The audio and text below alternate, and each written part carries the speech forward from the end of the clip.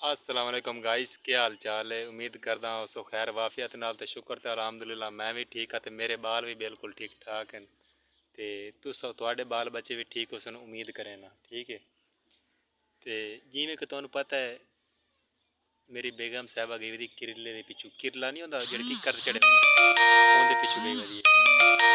ते तुहानू पता है जदों असां निक्के निक्के होंदे असे ते मेरा प्यो मैनू पता क्या आखदा जे मेरी मां जदों असां निक्के निक्के होंदे से मेरी मां मैनू पता क्या आखदी आई आखेंदी आई पोतरा जिथे किरला होवे ना किक्कर ते चढ़ा खड़ा होवे उधर वेखा ना करो।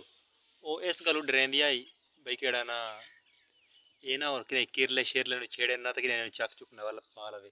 मेरी मां मैनू आखदी आई आखेंदी आई पुत्रा किरले दे कोलू गया ना करो नहीं तो मुंह ही ना पट्टा करो, मुंह ही बंद कर ले मतलब बुलारा ही ना किया करो ते थोड़े किरला डंद गिन लिया ना तुसा मार जासो। अस्सलाम वालेकुम गाइस, की हाल चाल है। उम्मीद करती हूँ सब ठीक ठाक होंगे। तो अल्हम्दुलिल्लाह मैं भी ठीक ठाक हूँ।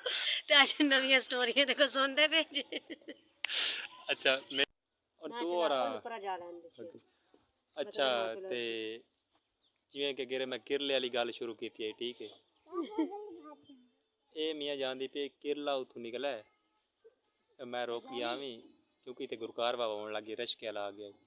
ठीक है ते इस वजह करके मैं वीडियो बनाने रोक गया मी ये गई किरले यार मैंने रोका है और मैं मरे ना जा किरले यार किरले तेरे डांद गिन ले ना तो तू मर जासे।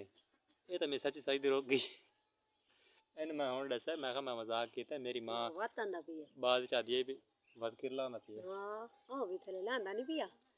चलो वध रवे कुछ नहीं आता ते इसे गल्लों मैं तुहानू दसदा पिया जो अस निक्के निक्के होंदे अस तो सारी गल्लां इस तरीके होंदियां यकीन मनो शादी हुई है उस तो बाद पता नहीं लगा माशाल्लाह छोटे छोटे निक्के निक्के बाल ही हो गए त्रै चार आप निक्के निक्के अस हुण साढ़े निक्के निक्के बाल हो गए हुण सानू टेंशन ही कोई नहीं ते खुश खुश बाश वधे मजे मजे नाल ते इसे दे नाल नाल साडे चैनल नूं सबसक्राइब करो वीडियो लाइक कर दो।